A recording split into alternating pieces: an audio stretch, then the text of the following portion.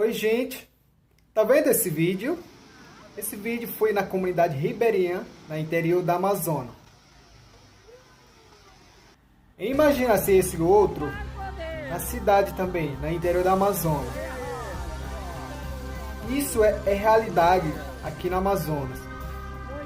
Você chama de fenômeno da natureza, outro chama de pororoca, outro chama de terra caída. Gente, isso é natureza, entendeu?